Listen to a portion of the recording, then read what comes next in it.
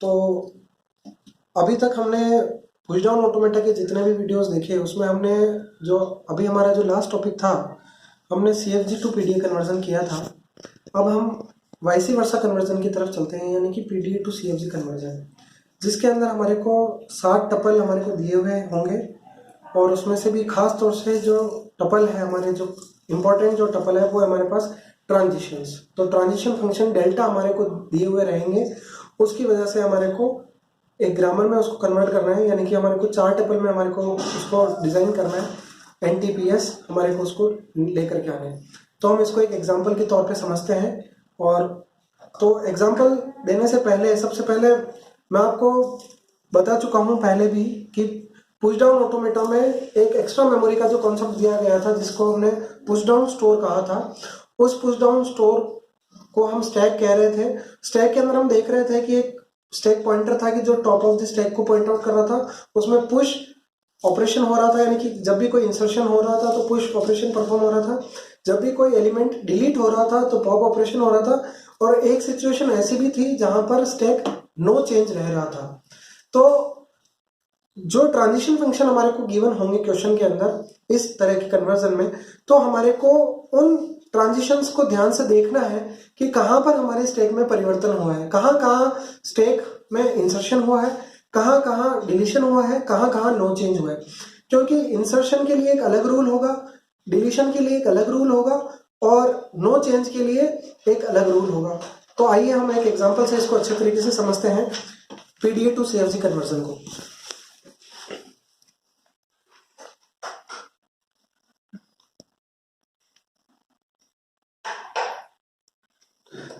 PDA to CFG conversion जो हम करने जा रहे हैं, उसके अंदर क्वेश्चन कुछ इस तरीके से आता है, construct a context free grammar equivalent to given push down automata. तो देख सकते हैं यहाँ पर हमारे को 60 टपल नहीं दिए गए हैं इस क्वेश्चन में, लेकिन सबसे इंपॉर्टेंट टपल जो है वो हमारे को डेल्टा दिया हुआ है, गिवन है ट्रांजिशन फंक्शन। और सिर्फ उस ट्रांजिशन फंक्शन के थ्रू आप सभी जानते हैं कि हम बाकी के टपल भी हम उसको डिफाइन कर सकते हैं, बाकी के रिमेनिंग 6 टपल भी हम निकाल सकते हैं अगर हमारे को सारे ट्रांजिशंस दिए हुए हों। तो यानी कि हमारे को हम एक तरह से मान लेते हैं कि हमारे को क्वेश्चन में सातों टपल हमारे को गिवन है, हमारे को इसको ग्रामर में कन्वर्ट करना है, यानी कि हमारे को चारों टपल देने हैं। जब क्वेश्चन आप देखेंगे, जो आपके पास जो ट्रांजिशन फंक्शन जो ग्रामर दी हुई रहेगी जिसको हमारे को पीडीए में कन्वर्ट करना है, तो आपको उनको बारीकी से उनका अध्ययन करना है। देखिए, जैसे इक्वेशन नंबर 1 में स्टैक की कंडीशन थी Z0, उसके बाद हुआ Z0, यानी कि यहाँ पर इंसर्शन हो रहा है, जिसके लिए मैंने I डिनोट किया है। एक इक्वेशन और देखते हैं, यहाँ पर Z था, यहाँ पर Z हुआ है, यानी कि यहाँ पर भी इंसर्शन हुआ है। ये दोनों इक्वेशन इंसर्शन के लिए है, यानी कि जो रूल इसके लिए होंगे वही सेम रूल आपको इस इक्वेशन के लिए भी अप्लाई करने हैं। उसके बाद अगली इक्वेशन है जहां पर स्टैक में देखते हैं क्या हुआ, Z0 था, उसके बाद में देखिए नल हो गया है, यानी कि डिलीशन ऑपरेशन हुआ है। इसके लिए हमारे को एक रूल समझना है, जो रूल इसके लिए होगा सेम वही रूल अपने को अगली इक्वेशन में अप्लाई करना है, क्योंकि वहां पर भी देखिए जब इस इक्वेशन को अगर अपन ध्यान से देखते हैं तो यहाँ पर भी अपने को डिलीशन नजर आता है। तो इसके लिए भी अपन देखेंगे क्या रूल होता है। उसके बाद एक ट्रांजिशन फंक्शन दे रखा है जहां पर देखिए स्टैक में पहले क्या था और अभी क्या है, यानी कि ये वो कंडीशन है जहां पर हम नो चेंज इन स्टैक कहते हैं। और इसके लिए भी एक अलग रूल होगा, तो जो रूल इसके लिए होगा वही रूल देखिए अगले वाले के लिए भी हम अप्लाई कर देंगे। तो सबसे पहले जब भी हम जो क्वेश्चन रहेगा पीडीए को सीएफजी में कन्वर्ट करने के लिए, तो हमारे को ग्रामर में 4 टपल जो है हमारे को डिफाइन करने पड़ेंगे। तो सबसे पहले हम 3 टपल डिफाइन कर लेते हैं, उसमें नॉन टर्मिनल, टर्मिनल और स्टार्ट सिंबल हम पहले डिफाइन कर लेते हैं, उसके बाद हम प्रोडक्शंस डिफाइन करेंगे। तो आइए हम डिफाइन करते हैं सबसे पहले नॉन टर्मिनल्स। तो नॉन टर्मिनल्स देखिए किस तरीके से डिफाइन करेंगे, चूंकि हम जानते हैं कोई भी ग्रामर होगी जिसमें 4 टपल होंगे, एनटीपीएस, कहीं कहीं बुक्स में या कई ऑथर इसको VN, क्योंकि नॉन टर्मिनल को वेरिएबल भी कहा जाता है, सिग्मा, प्रोडक्शन रूल्स और स्टार्ट सिंबल, इस तरीके से भी डिनोट करते हैं। तो हम सबसे पहले नॉन टर्मिनल डिफाइन करते हैं। नॉन टर्मिनल आपका सेट होता है, तो सबसे पहले बाय डिफॉल्ट आप S as a start symbol एक नॉन टर्मिनल आपको लेना है। कोई भी क्वेश्चन गिवन हो वहां पर आपको एक स्टार्ट सिंबल एस आपको लेना ही पड़ेगा। उसके अलावा अब आप देखेंगे जब आप इस क्वेश्चन को पूरा अच्छे तरीके से जब आप इस क्वेश्चन को बहुत अच्छे तरीके से ध्यान से देखेंगे तो आपको समझ में आ जाएगा कि यहाँ पर टोटल जो कैपिटल क्यू जो है वो क्या क्या है। तो देखिए कैपिटल क्यू जो है, जो स्टेट्स होती है, तो देखिए एक तो क्यू नॉट स्टेट यहाँ पर नजर आती है, और एक ध्यान से देखने पर पता चलता है एक स्टेट Q1 भी हमारे को नजर आती है। यानी कि कैपिटल क्यू में हमारे पास क्यू नॉट और Q1 ये दो स्टेट हमारे पास अवेलेबल है। और ठीक इसी तरह से अगर हम स्टैक में भी देखें कि स्टैक में क्या क्या गया, तो स्टैक में देखिए Z और Z0 ये दो सिंबल हम लोगों को मिलते हैं, यानी कि कैपिटल T जिसको हम स्टैक सिंबल कहते हैं, तो Z और Z0। तो इसकी मदद से हमारे को नॉन टर्मिनल्स बनाने होंगे, तो उसका एक फॉर्मेट होता है पर्टिकुलर, वो फॉर्मेट हम समझेंगे। देखिए ध्यान रखिएगा ये स्टेट हमारे पास कौन सी है और हमारे पास स्टैक सिंबल कौन कौन से हैं, ये बहुत मददगार साबित होंगे जब हम कोई भी नॉन टर्मिनल जनरेट करेंगे क्वेश्चन के लिए। तो नॉन टर्मिनल जो है, तो देखते हैं एक S तो आप बाय डिफॉल्ट बना ही लेंगे। उसके अलावा देखिए Q0 Z0 Q0 ये कंप्लीट एक वेरिएबल काउंट होगा। सबसे पहले एक स्टेट, फिर उसके बाद एक स्टैक सिंबल, फिर उसके बाद अगेन एक स्टेट। तो यहाँ पर दो स्टेट और दो स्टैक सिंबल थे, तो उसकी मदद से अपन ये पॉसिबल कॉम्बिनेशन सारी बना लेंगे। तो Q0 Z Q0, उसके बाद Q0 Z0 Q1, Q0 Z Q1, Q1 Z0 Q0, Q1 Z Q0, Q1 Z0 Q1, Q1 Z Q1। तो इस तरीके से आपने देखा कि जो भी हमारे पास पॉसिबल स्टेट्स और पॉसिबल जितने भी स्टैक सिंबल्स थे, उसकी मदद से हमने इस फॉर्मेट को ध्यान में रखते हुए कि पहले एक स्टेट, फिर एक स्टैक सिंबल और फिर दोबारा से एक स्टेट, ये पूरी चीज एक आपका वेरिएबल काउंट होगा। तो टोटल हमारे पास यहाँ पर हम देख सकते हैं कि सारे नॉन टर्मिनल्स हम निकाल चुके हैं। अब उसके बाद हम टर्मिनल्स आइडेंटिफाई करेंगे। टर्मिनल्स आइडेंटिफाई करने के लिए हम दोबारा से इस क्वेश्चन को देखेंगे।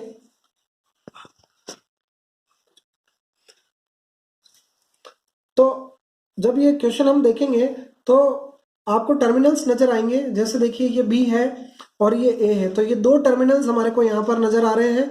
हम नल को हम कभी भी टर्मिनल्स के अंदर हम काउंट नहीं करते हैं, तो टर्मिनल हमने डिफाइन कर दिया है A और B। तो दो अभी तक हमारे पास दो टपल हम ग्रामर के डिफाइन कर चुके हैं, नॉन टर्मिनल और टर्मिनल। अब हम तीसरा टपल जो हम कह रहे थे कैपिटल एस, जो एज ए हम स्टार्ट सिंबल लेते हैं। अब हम बात करेंगे हमारे प्रोडक्शंस के ऊपर। तो प्रोडक्शंस किस तरह से बनाए जाएंगे? प्रोडक्शंस बनाते समय सबसे पहले प्रोडक्शन हम बनाएंगे स्टार्ट सिंबल के। सबसे पहले हमारे को ध्यान रखना है कि स्टार्ट सिंबल के प्रोडक्शन हमारे को बनाने हैं। स्टार्ट सिंबल के प्रोडक्शन कितने होंगे? जितनी आपके पास नंबर ऑफ स्टेट होगी उतने स्टार्ट सिंबल के प्रोडक्शंस बनेंगे। एक बार ध्यान से सुनिएगा फिर से, जितनी स्टेट्स होगी क्वेश्चन में, जितनी हमारे को स्टेट्स गिवन होगी उतने स्टार्ट सिंबल के प्रोडक्शंस बनेंगे। तो आइए देखते हैं किस तरीके से प्रोडक्शन बनेंगे स्टार्ट सिंबल से। तो स्टार्ट सिंबल से प्रोडक्शन कैसे बनेंगे? स्टार्ट सिंबल से प्रोडक्शन बनेंगे, देखिए जो भी हमारी इनिशियल स्टेट होगी और जो हमारे पास इनिशियल स्टैक सिंबल होगा, उन दोनों की मदद से, तो इनिशियल जो स्टेट होगी वो हमारे को जो सबसे पहली जो इक्वेशन गिवन होगी वहां से हमारे को पता चलेगा। अगर क्वेश्चन में नहीं दे रखा, देखिए हमारे इस क्वेश्चन में सिर्फ और सिर्फ ट्रांजिशन फंक्शन दिए हुए थे और हमारे को कहीं पर भी कोई मेंशन नहीं किया, तो जो इक्वेशन नंबर 1 में सबसे पहले इक्वेशन में जो स्टेट दी हुई रहेगी वही आपकी इनिशियल स्टेट कहलाएगी। और उस स्टेट के अंदर जो सबसे पहला जो यहाँ पर जो वेरिएबल गिवन होगा वो आपका इनिशियल स्टैक सिंबल होगा। तो स्टार्ट सिंबल के प्रोडक्शन, तो अब हम देखेंगे कि इनिशियल स्टेट हमारे को पता चल चुकी है, Q0 है, इनिशियल स्टैक सिंबल हमारे को पता चल गया है, Z0 है। तो देखिए स्टार्ट सिंबल के प्रोडक्शन हमने कहा था जितनी स्टेट होगी उतने बनेंगे। तो एक स्टेट है हमारे पास Q0, एक स्टेट है हमारे पास Q1।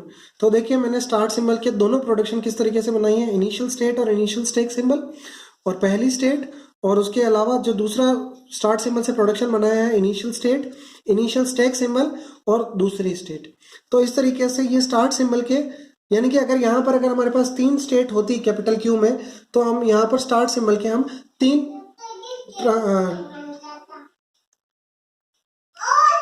जो है हम ट्रांजिशन दिखा देते।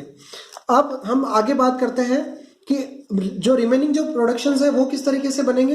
तो इंसर्शन के लिए एक रूल है, इंसर्शन के लिए रूल क्या रहेगा, जैसे इक्वेशन नंबर 1 को मैं यहाँ पर ले रहा हूँ इस एग्जांपल को सॉल्व करते हुए, transition function delta Q0 B Z0 बराबर Q0 Z0, ये इंसर्शन के लिए था। तो देखिए Q0 को हम एज इट इज़ यहाँ पर मेंशन कर देंगे।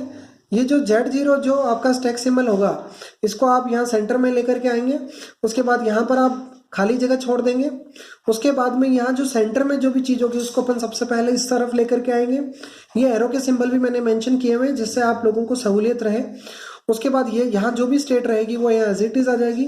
जो स्टैक सिंबल यहाँ होगा वो हमारे पास यहाँ आ जाएगा, फिर हम एक ब्लैंक सिंबल छोड़ेंगे, उसके बाद फिर एक ब्लैंक सिंबल छोड़ेंगे, उसके बाद जो भी स्टैक सिंबल की वैल्यू यहाँ होगी वो यहाँ आ जाएगी और फिर यहाँ पर ब्लैंक सिंबल।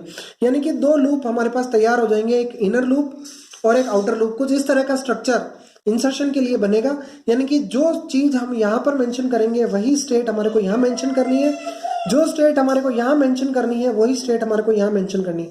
हमारे पास यहाँ 2 स्टेट है, तो अब हम देखते हैं कि इसको किस तरीके से सॉल्व करेंगे। देखिए मैं सॉल्व कर रहा हूँ इसको आपके सामने। तो Q0 Z0 Q0 लेता हूँ मैं सबसे पहले, B एज इट इज़ आ जाएगा फॉर्मेट के अकॉर्डिंग, और यहाँ पर एक बार मैं Q0 ले लेता हूँ इनर लूप में भी Q0 Z0, चूँकि यहाँ Q0 लिया था तो मुझे यहाँ पर भी Q0 ही लेना है।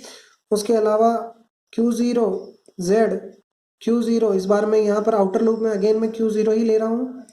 Q0 Z, इस बार देखिए अब मैं यहाँ पर Q1 कर देता हूँ तो मुझे यहाँ पर भी Q1 ही करना पड़ेगा, और चूंकि आउटर लूप में मैंने वहाँ पर अभी Q0 ही रखा था तो ये 2 ट्रांजिशन ही है, तो ये तीसरा ट्रांजिशन, ये चौथा ट्रांजिशन, और ठीक इसी प्रकार से यही प्रोसेस हमारे को Q1 के लिए भी दोहराना है।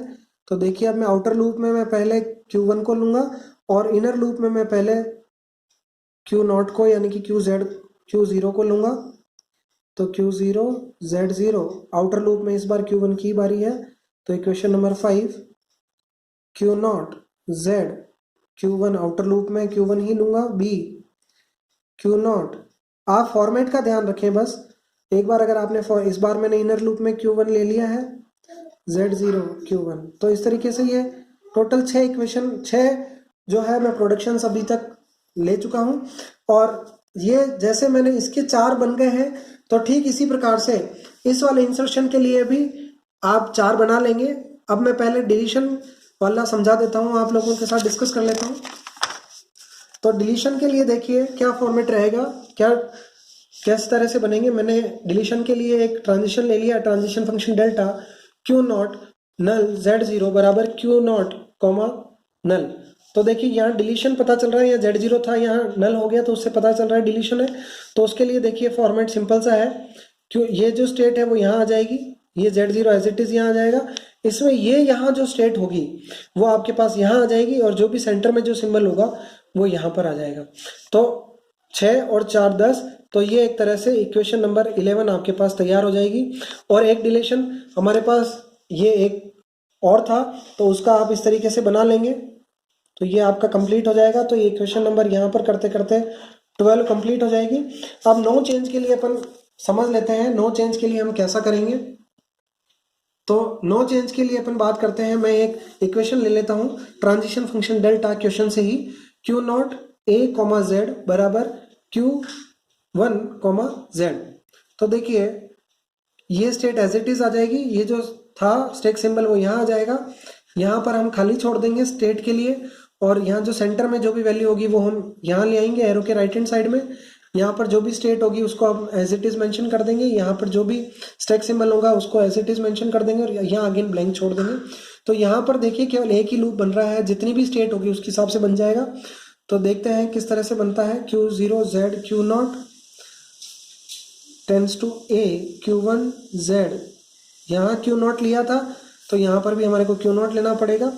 तो ये इक्वेशन नंबर 13 तैयार हो गई है हमारी। और ठीक इसी तरीके से Q0 Z Q1, इस बार देखिए मैं Q1 ले रहा हूँ यहाँ पर, तो मुझे आगे भी Q1 ही लेनी पड़ेगी। तो देखिए मैंने यहाँ पर भी Q1 ले ली है, तो ये इक्वेशन नंबर 14। तो अब हमने सारे के सारे जो प्रोडक्शंस है, तो इसमें इस क्वेश्चन को सॉल्व करने में टोटल हमारे पास 14 प्रोडक्शंस आएंगे। तो वो आप प्रॉपर इसी तरीके से सॉल्व कर लेंगे। और एक नो चेंज की जो इक्वेशन है वो रह गई है, तो जिस तरह से ये नो चेंज वाली इक्वेशन सॉल्व करी है, ठीक इसी तरह से और सॉल्व करें और इसी तरह से और क्वेश्चंस की आप प्रैक्टिस करते हैं। Thank you very much.